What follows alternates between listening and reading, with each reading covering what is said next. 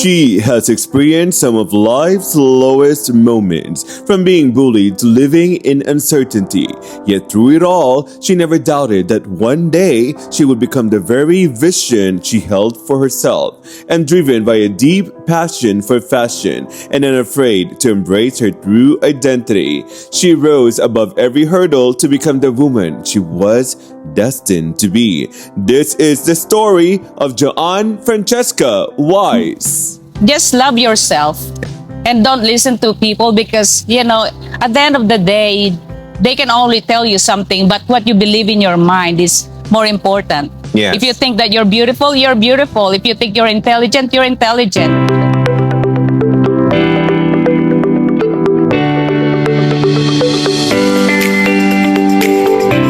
It's John Saavedra, and you're watching The Unlimited. Hey guys, welcome to Season 4. Finally, we've reached Season 4, Episode 31. And this episode is going to be fun because next to me is an online business entrepreneur and one of the fashionistas here in Arizona, the one and only, Miss Joanne Weiss.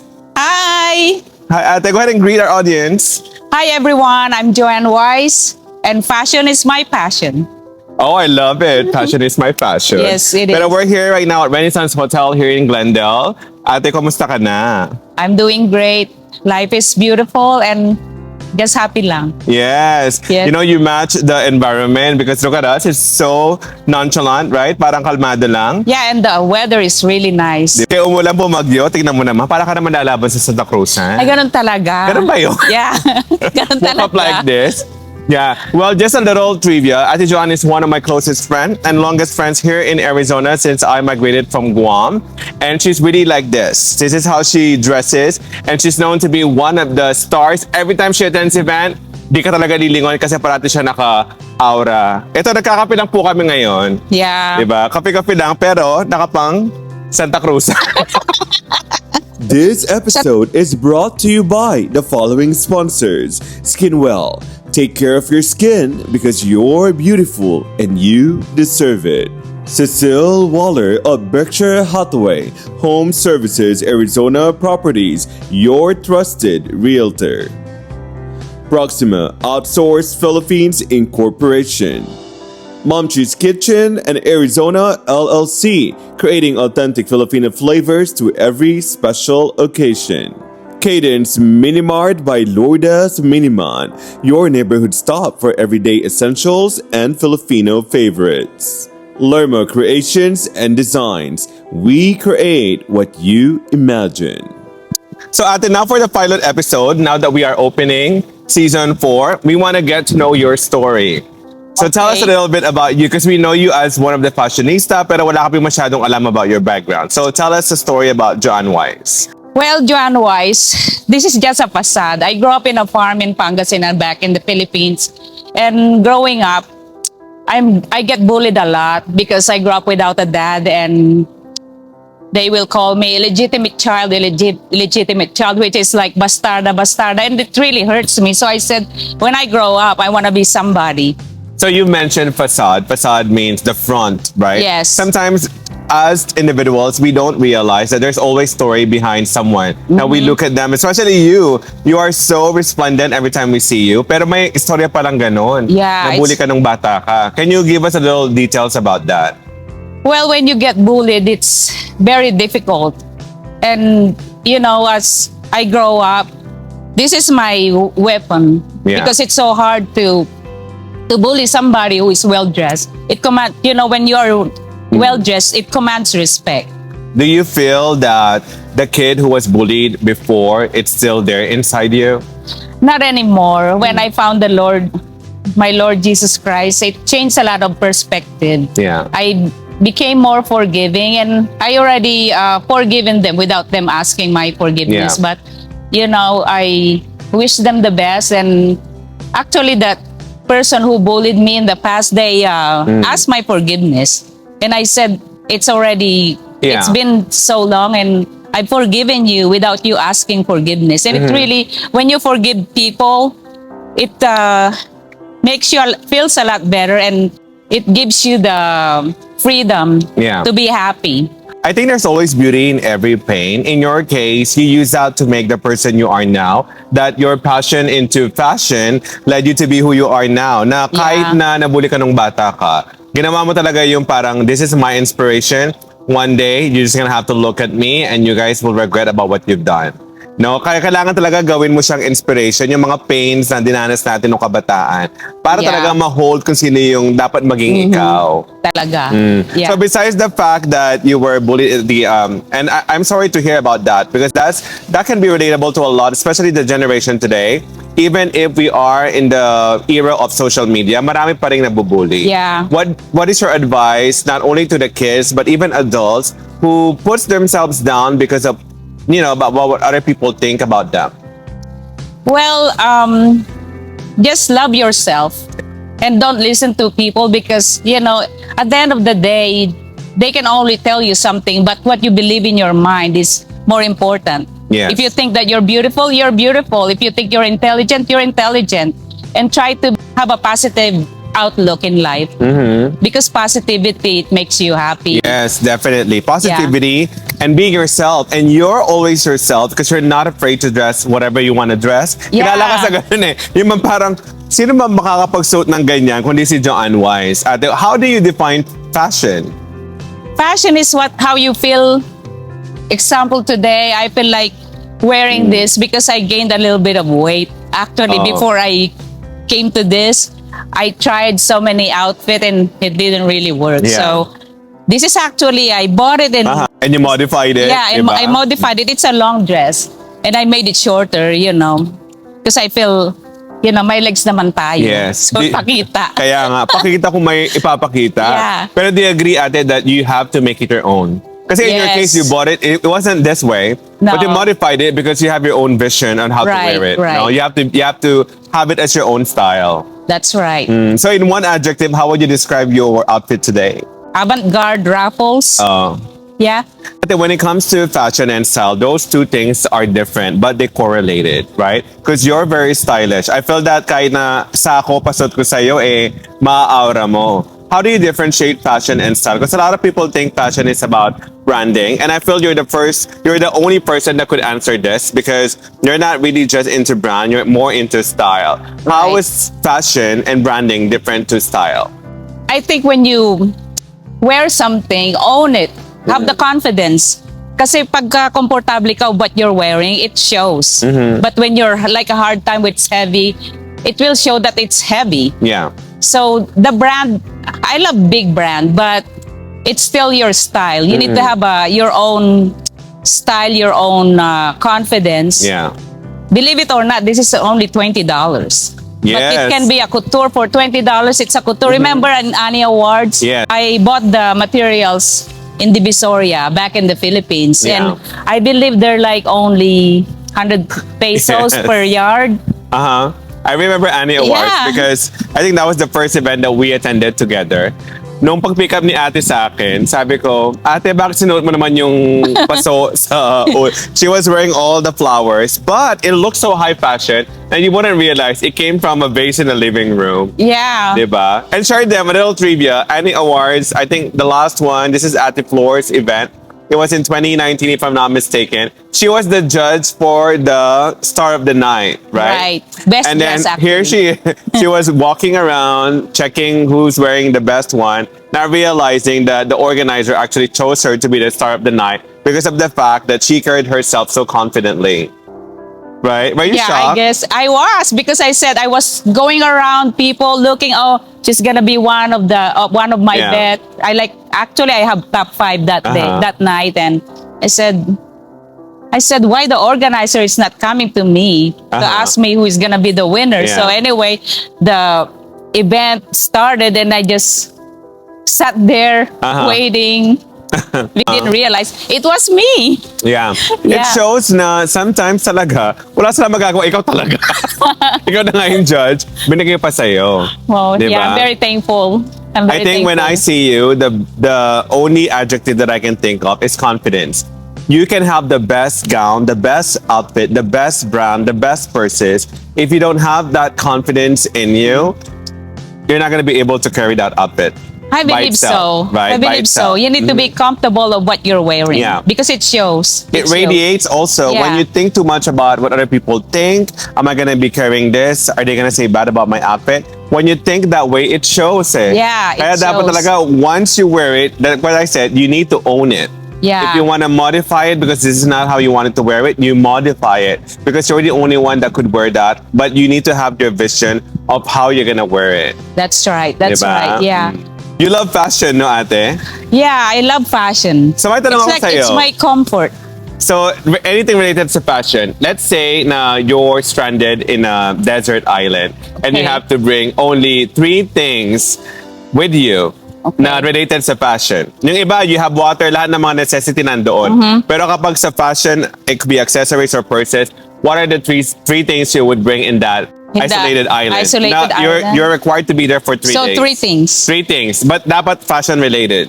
I'm gonna bring just a plain material because plain material you can do a lot of things in it. And then I'm gonna bring a safety pin. Safety pin and I guess hairspray. Mag-photoshoot ka with the Yeah. tigers, the lions. O, In diba? the desert African because safari. the material is Oo. just flowing there and then the wind is coming. Kasi I was thinking dapat ready-made. Pero ikaw, gusto mo pa rin talagang Yeah. mag-create. Kasi Yeah, you have can your own create a vision. lot of things with That makes just a sense. material, like the flowy material So you can create different in the desert. things Yeah. with the pins and the Yeah. hairspray. Paano ka magpo-post with the tigers, ate? Pag Selfie, yeah. Parang help me. Ganyan. Parang help me. Yeah. Now that we talk about the fashion, I want to go back to your childhood. Okay. Okay, if you could visit your childhood and speak to that Joanne Weiss who was bullied, and now that you're so successful, you've reached your goal, you've already fulfilled the Joanne Weiss at how you saw yourself when you were a kid. Yes. What would you want to tell that 10-year-old kid who was in a farm, who was bullied, didn't have a lot of things? What would you want to tell her? Well, I will tell Joanne, it's just part of life and you have to go through that to be the person that you are today. So just enjoy the moment, stay positive, and just be happy. I know, at the time I wasn't happy, but Yeah. if I knew what I'm gonna be now, I'm gonna be enjoying the journey because everyone has journey. Yeah. And believe it or not, it helps you to build who you are in the Yes. future. So that's what I would tell my young self. Yes, I agree. I do believe that struggle sometimes is the Yeah. main ingredient of the next step towards success. That's Kasi kapag true. walang struggle, you won't appreciate the success when you reach the end, na parang wala kang pain, walang pinaghirapan. Yeah. It's more fruitful kapag sinabi mo, wow, I can't believe na daanan ko yun. That's true. Hindi ko akalain na parang yung nasa buki rin, yung dinaloko-loko, tapos now I can wear whatever I want, go to wherever, you've traveled a lot, Yeah, right? yeah. You've seen the world. Parang lahat did. na. I know your favorite is Europe, di ba? I love Europe. Could you imagine, ngayon ba na-imagine mo ate na yung Joanne Weiss, yung Joanne Francisca noon, magagawa yung nagagawa mo ngayon? Probably not, but I have big dreams. Ambisyosa kasi ako. I'm really ambitious. I remember when I was in high school, I have a lot of suitors in Pangasinan. My grandpa said, hindi ka makakagraduate ng high school, you will get married. And then mayroon akong aunt, my favorite aunt Dignan, she told me, I don't want to see you here in the farm with us. I want you to change your life. Go somewhere. Yeah. And it stick to my mind. I think my aunt is right because I don't wanna, this is not the life that I dream of. Kaya sabi ko, someday I will be somebody. Yes. Yun ang naging inspiration ko. Do you believe na kailangan talaga meron kang manifestation? Na kailangan you claim it eh. Yeah, you have to visualize Diba? yourself that I'm gonna be this person someday. Yes, kailangan you Yeah. claim it. Dapat sabihin mo sa sarili mo, I'm gonna be this. Yes, Because yes. when you yourself believe in your dreams, ikaw lang makakapaghawak nun, mangyayari talaga mangyayari. Ibibigay Yeah. sa'yo sa tamang panahon. Yes, that's true. Diba? Yeah, in God's timing. Yes. Yeah, God's vision.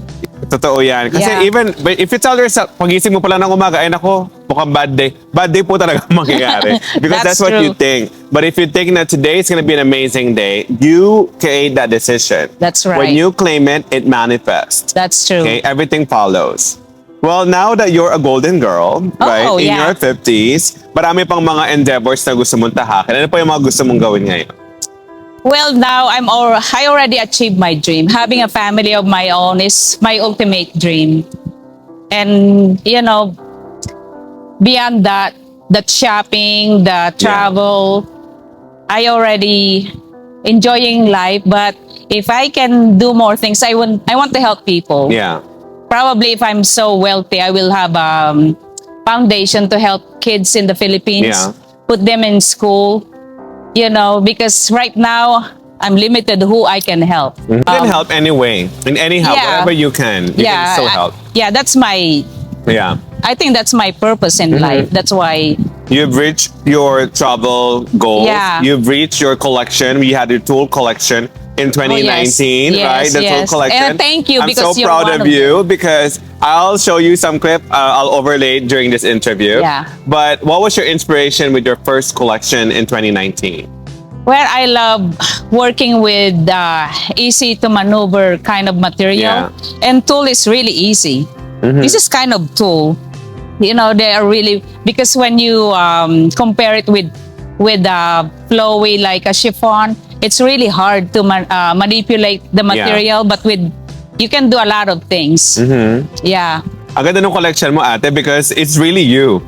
Diba? Yeah. Until now, when I see that collection, everyone is wearing Joanne Weiss because meron kang distinct na yung tool, it has to be big here. Ganon. Pero feeling ko, your personality, if you're a textile, you'll be a tool.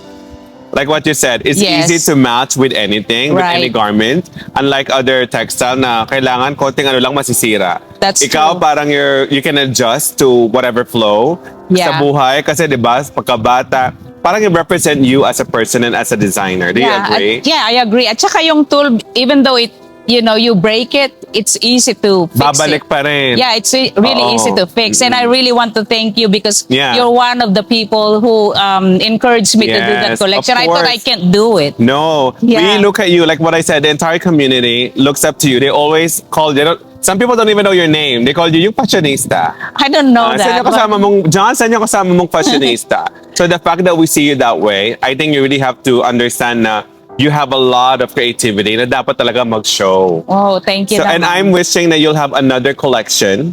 And if you need help, let me know because I want to see this time, I want to see the evening gowns, mga made from tulle, nakakaiba na avant-garde kasi that's your personality as well, eh. Yes, I like something different. Yeah, you don't want to be the same as everyone else, no? Yeah. Kaya nga kapag sa party po, minsan nasa event, late na siya, out of everyone else, siya pa yung kakaiba. Diba? Parang hindi na fair. Siya na naman yung star of the night. Parang minsan makakailang kami. Saan ka pupunta?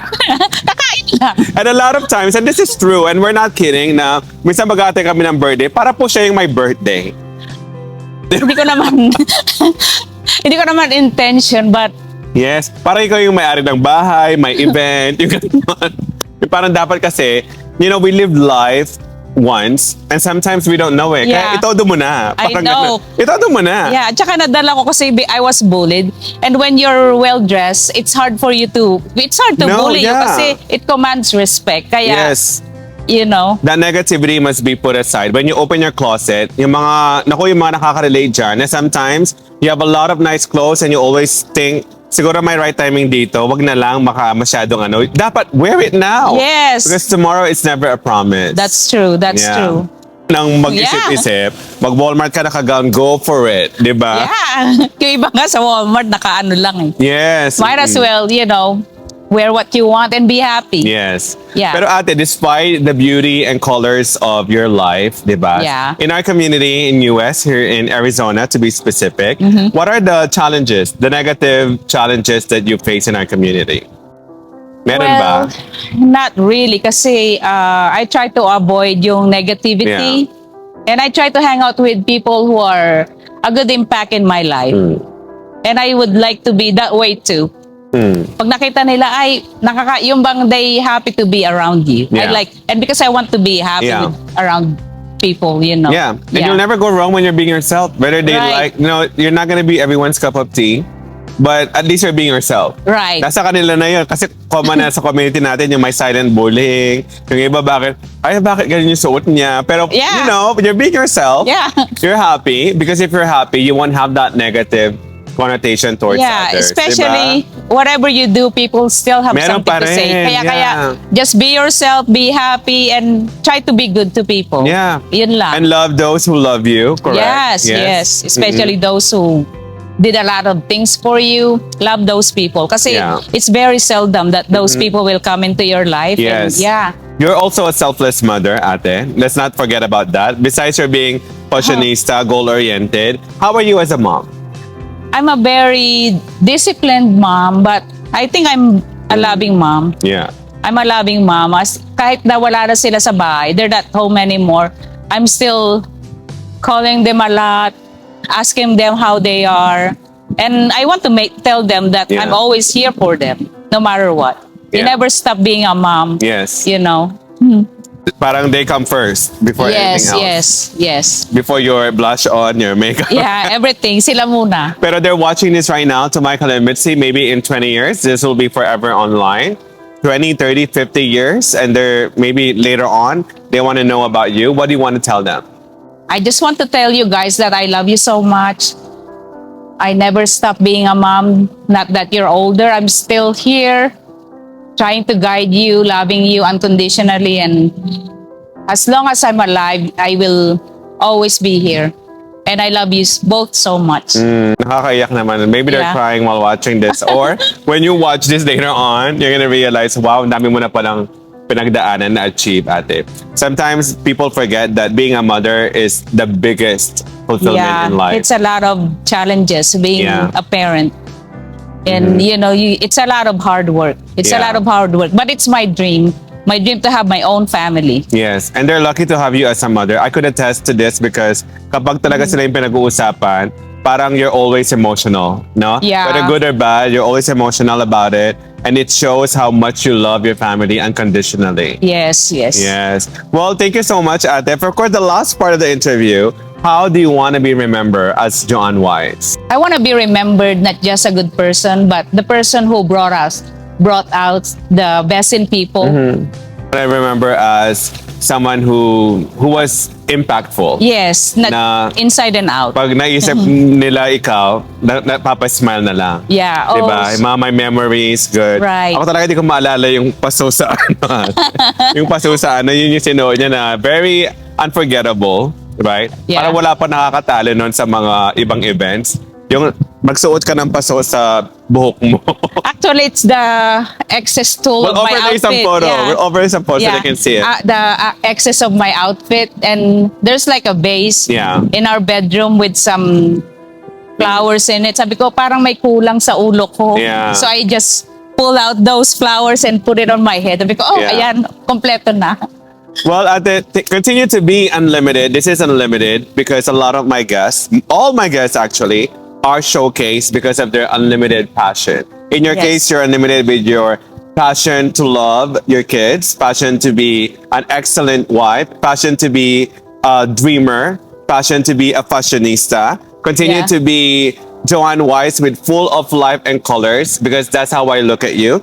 Na para ka talagang Thank tool. you. Kahit saan, tool, I'm talking about the fabric, kahit saan pwede. Yeah. Diba? Walang pinipilian. You can mingle with any kinds of group of people. Yes. And that's because you understand different walks of life. Kasi pinagdaanan mo lahat. That's true. Okay? Yeah. Para kang diamond. You're the diamond star of Arizona. Ay, nakaka-touch naman. Diba? Kasi parang you're honed after many of years, pero kumikinang pa rin. I Diba? hope so. Yes. I hope so. You want to say thank you to everyone who watched your episode? Thank you so much for watching, and I want to thank you personally, John, for this is really an honor and congratulations for being the ABS-CBN Yes. correspondent, and I'm really proud of you. And Thank you. Thank you. Thank you for also being an excellent and amazing friend who's always there besides ups and downs. Yung ups and Of downs natin. course, You're yeah. always there that we always look at the beauty of our relationship as Yes. friends.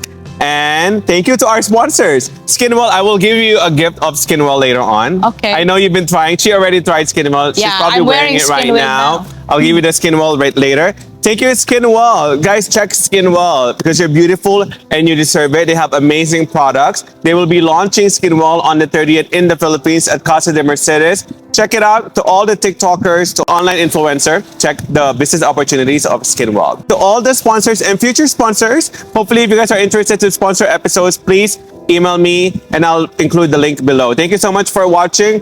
This is John Saavedra. Welcome to Season 4, The Unlimited.